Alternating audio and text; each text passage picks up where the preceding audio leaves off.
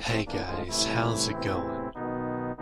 This is Natnator, and welcome back to a new Creepypasta story. I find this one really interesting as the writing style and plot are a lot different to anything I've really read before. It's titled, A Problem with Ants. Now as always, turn out the lights, get comfortable, and let the story begin. Tuesday. When it finds food, a single ant leaves a chemical trail which allows fellow ants to reach the same location with considerable ease. The chemical trail is strengthened with each passing ant, and soon enough, hundreds can be seen in merry procession between their undisclosed palace and the occasional leftover. Renee knew this because she saw it once, years ago, on a British documentary. The show was hosted by one handsome gentleman, one that, she was not afraid to admit, made her blush. She admitted it to her friend. She admitted it to her daughter. She admitted it to her husband. Such confessions made her friend uncomfortable, her daughter angry, and her husband, well, they had no effect on her husband. All for the better, she thought. These memories came to her when she saw the tiniest of ants probing her dining room table for a reason to bring back a few friends. If Renee were to let it go, the reason would soon present itself in the form of a freshly baked pear pie cooling down on top of the table. Renee was expecting a few visits in the following days regarding the recent disappearance of her husband, and so she couldn't afford a problem with ants. That's why she gave the black intruder an easy climb to her thumb. She let it stroll around for a bit. She'd let it find her nail, and then, only then, she smashed it between two nails. She was able to hear the most subtle and smooth of cracking sounds escaping the poor bastard. Renee smiled. Her hearing was still in impeccable shape. Wednesday. When preparing an infusion, great care must be taken with the temperature of the water and the time during which the herbs are left to brew. Fresh tea leaves call for water well below the boiling point, and should not be brewed for more than 2 minutes. Black tea needs boiling water, and to sit it in for around 3 minutes. Other herbs are more tolerant. They can be brewed in boiling water for up to 7 minutes. Renee knew this because she once heard a woman explaining it on one of those afternoon shows. At that particular moment, her bag of white tea, already dipped in hot water for far longer than it should, would probably be no better than dirt. She would need to prepare a new pot once the call was over. "And that's why I won't make it today," her daughter told her over the phone. "That is quite a pity, Madeline. I was looking forward to play with my grandson," Renee replied. "I made you both a most delicious pear pie." "Will you forget about pie? We'll be there Saturday. What did the police say?" "About what, my dear?" "About what? Are you shitting me? You called the police, didn't you?" "Madeline, what have I told you time and time again about your language?" Her daughter was growing more impatient with each reply. "Have you called the police or not, Mum?" Renee hadn't. She saw no purpose to it, of course, but others would. Her daughter most of all. and she didn't want to upset her daughter, not in the slightest. "I am about to. You have no worries at all. How are things going for you with all the teaching?" "My teaching? I don't believe this! Father is missing, Mum! Why are you always like this?" At that moment, Renee noticed something wrong on top of her table. Something wrong with her delicious pear pie. You have a safe flight now. You hear?" she distraughtly told her daughter. "For fuck's sake, Mum! I will call the police! Are you listening? I will do it! I will do it right now!" "You do that. You do just that, my dear," Renee replied, just before hanging up the phone. Her eyes were on all those black dots moving on top of the table. All those black dots moving all around the covered pie plate. "Well, isn't that a pity?" she told herself upon uncovering the pie and finding it swarming with ants. Thursday. Port wine is a very sweet, fortified wine that originates from the northern regions of Portugal. Although other countries produce wines similar to port, they are not remotely comparable to the ones from those God-blessed valleys that fall into the Douro River. Renee knew this because her friend Justine brought her a few bottles of Ferrarina from the liquor store. She didn't even know how to say it. Ferrarina? But it was the most delicious wine she had ever tasted, and one of the most expensive, too. It was when the police officer started to look handsomer than it deserved that she knew she had one more serving than was wise. Justine started laughing in the living room as Renee escorted the officer out. "So, your daughter called the police," said Justine when they found themselves alone. "Not you?" "So many wrongdoings need their attention these days. I saw no reason to bother them." "Alphonse was a sweet man, Renee. I am sure he deserved more. Most unlike my own husband. I told you what he did."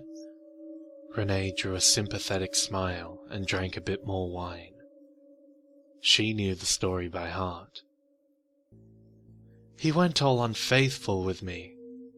"He did, didn't he?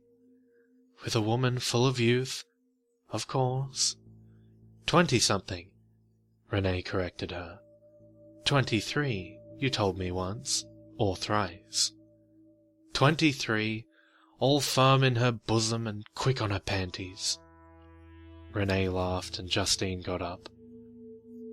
"I feel indisposed, Renee. I need to use your restroom." As Justine slowly walked out of the room, Renee raised her glass against the sun and stopped laughing. "Alphonse had a few secrets of his own, you know?" Justine shouted from the restroom. "Did he now?" Renee knew she was now on the verge of tossing out too much of what she held inside. It was that darn sweet Ferrarina, slowly taking her by the hand where she didn't want to be taken. Not with Justine. Not with anyone. "He was having his way with children," she said. Renee heard a small shriek from the restroom as response. "I was appalled too when I found out." "Oh, God!" shouted Justine. "I confronted him, of course. No children, I told him. You promised me no children, and promise he did. He swore he would stop. Only he didn't." "Oh my God!" shouted Justine, louder than before. "I found out he hadn't stopped a few years later. Oh, what fury did I unleash upon him! He cried and sobbed in front of me, but I was filled with rage. "We are not monsters," I told him, and I repeated it again and again as I punished him. "We are not monsters, Alphonse." That was the moment Justine screamed from behind her. Renee felt a shiver racing from her fragile skull to her osteoporosed toes.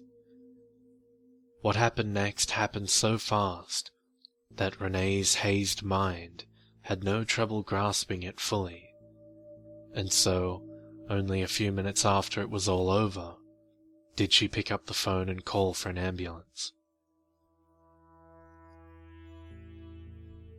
Friday. Boric acid affects the metabolism of insects, and its dry powder form is abrasive to their exoskeletons. For this reason, it is a chemical commonly found in pest control poisons. Renee knew this because the clerk at the local drugstore told her as much when she went out to shop for something to deal with her ant problem. Renee was highly suspicious of industrial chemicals, and she used them as little as she could. But the former day's incident was not to be ignored, especially not since the call came that morning. And the call came to tell her Justine just passed away. Renee was having a hard time remembering all the details from the previous afternoon. The little she remembered involved Justine crying, "Oh God," a few times over. At first, Renee thought such was her reply to what she was hearing regarding Alphonse. But when she came running and screaming from the restroom, undergarment on her heels, and a battalion of ants crawling up her legs, she knew otherwise. She had a strong visual recollection of Justine's large body falling, arms raised like a hallelujah. After that, she remembered a handsome paramedic inside her house, taking her friend away with great care. "You'll be all right, lady," he told her. "You'll be all well and good." From the damage in her living room, Renee was confident that Justine's head went all the way into her porcelain Dalmatian. But that was not what killed her, they said. She died from massive internal bleeding, they said. Preliminary observations suggest the bleeding was in her uterus, but an autopsy was needed, they said. Renee didn't need an autopsy to know what caused the bleeding. She left her home immediately after the phone call, decided only to return when she had in her hands something like boric acid. Once back inside her house, she proceeded with extreme caution. She had the restroom clean of ants the night before, with plenty of water and plenty of detergent. She now knew it wouldn't be enough. She went there first, but the restroom had no sign of the small beasts.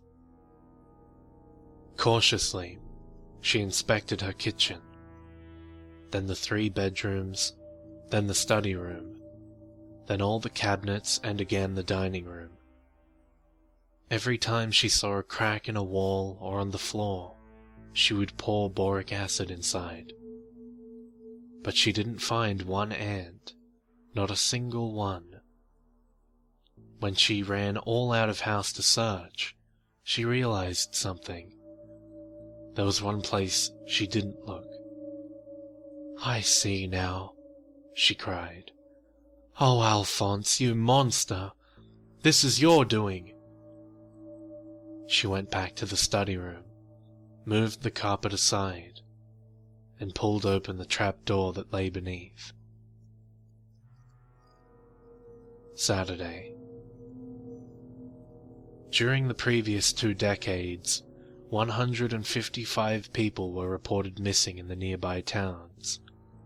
83 of them would not be found alive ever again. Renee knew this because she and her husband tortured and killed each one in a secret compartment in their house. Truth be told, Renee was not part of all the torture and all the killing. She never touched children, of course, and when she found out Alphonse was doing it, she resorted to everything she could to stop him. Only monsters kill children, and we are not monsters, she told him. He did succeed in killing 9 sobbing infants, 4 boys and 5 girls. This was what a slightly drunk Renee was telling her daughter that Saturday afternoon. "So don't come into my house talking about him like you would of a saint," she cried, while savouring one more sip of port. Madeline was covering her son's ears with her hands. Then she told him, "Go to the study room. You go and you stay there until I go get you." The boy did as he was told, and the door closed behind him. Renee went on with her story. "I thought that time would truly be his last, but then your boy was born, and this year he reached the age at which he picked them. I saw how he looked at my sweet grandson. I knew it in my heart that he would sooner or Madeline stopped her with a violent slap. The wine glass shattered at the kiss of the floor, staining the carpets all over. She then held her mother by her arms and shook her like she was casting the devil away. "Are you deranged? Are you fucking mad? What are you talking about? I'll put you in a fucking institution. Where's father? Where is my father?" "I'm trying to explain it to you," Renee begged. "What I did to your father, I did to protect your son, my grandson. I am not a monster." "A monster? You're telling me you're not a fucking monster?" "The swearing, dear. Please stop it." "Fuck the fucking swearing! Fuck you!" And she slapped her mother once more. Her son cried from the open study door. "Mom?" Madeline shouted him back. "Go back to that room and close the door." The boy did as he was told. "You go easy on your boy, Madeline slapped her again, and then again. Renee tasted something different from port. She tasted blood. She looked up at her daughter, and, for the first time, she was afraid. Madeline's eyes were predators. Her voice was a predator. Each word a sharp claw. "You fucking tell me what you did to father, or so help me God, I don't know what I'll do to you." Renee started to cry. "I killed him, of course," she said. "I had to. I did it in our secret room. But then I got ants all over the house, and I went down there, and I found out his body was covered with them.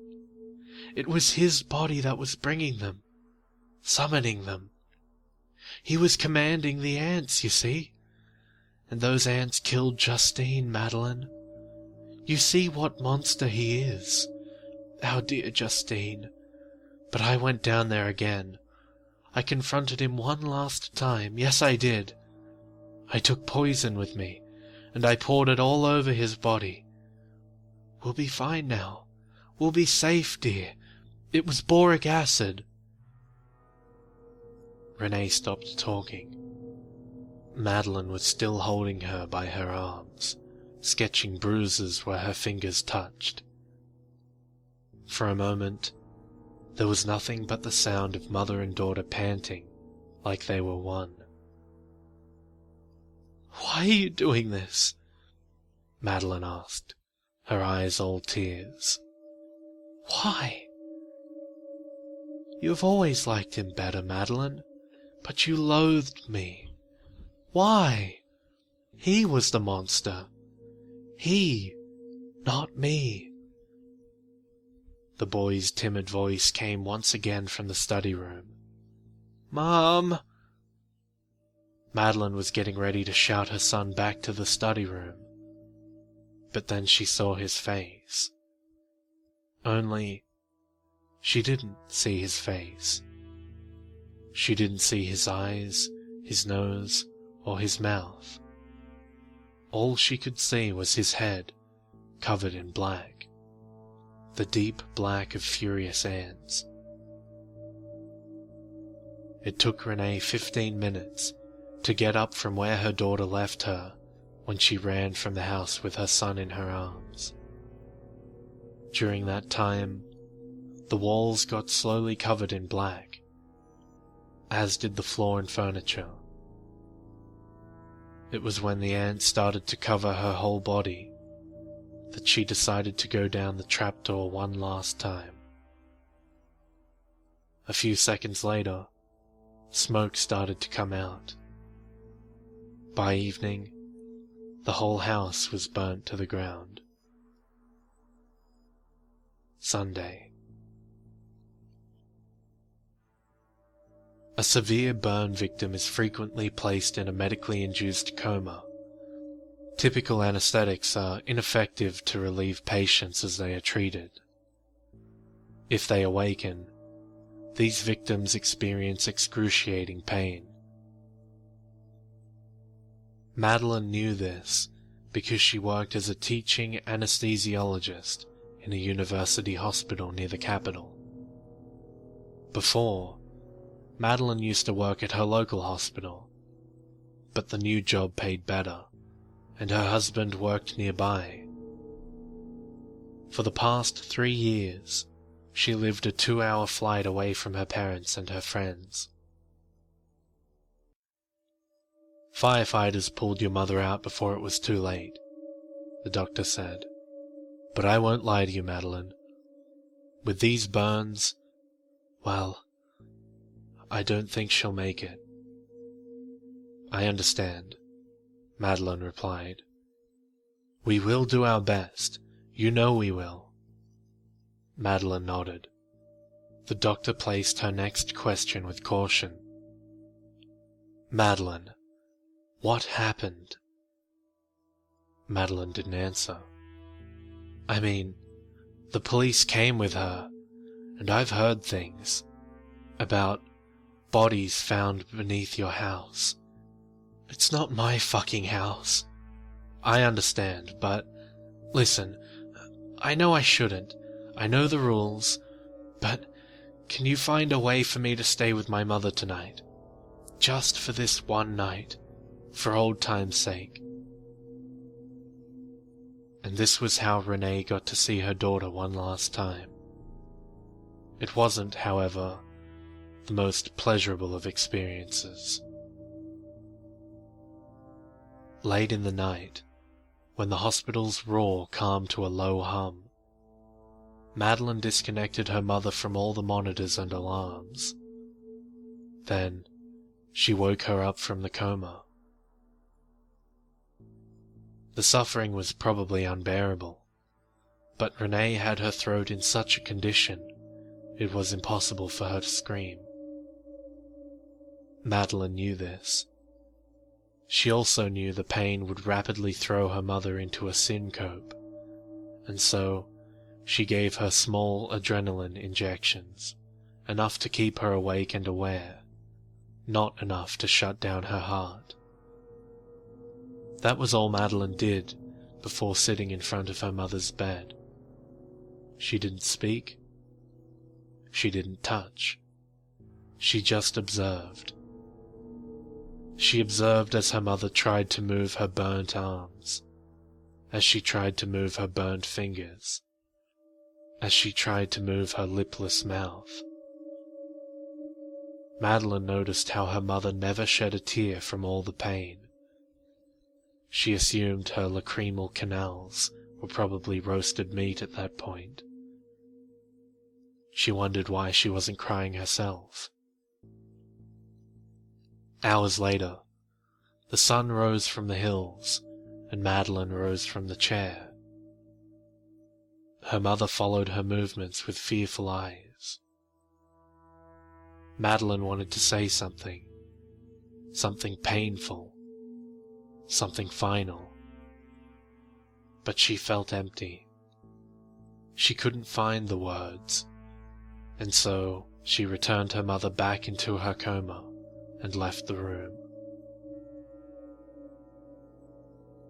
Epilogue. 2 months after her mother died, Madeline lost her first patient. She was washing her hands when the chief surgeon came storming in. "What the hell happened in there?" Madeline's reply came stone solid. The correct dosage was administered. Patient had unforeseeable allergic reaction. There was a problem with Madeline's reply. The problem with Madeline's reply lay in the fact that it was a lie. The truth was, she had recently found out that she came from a house of monsters, and so she needed to test herself. She needed to know. Now she knew.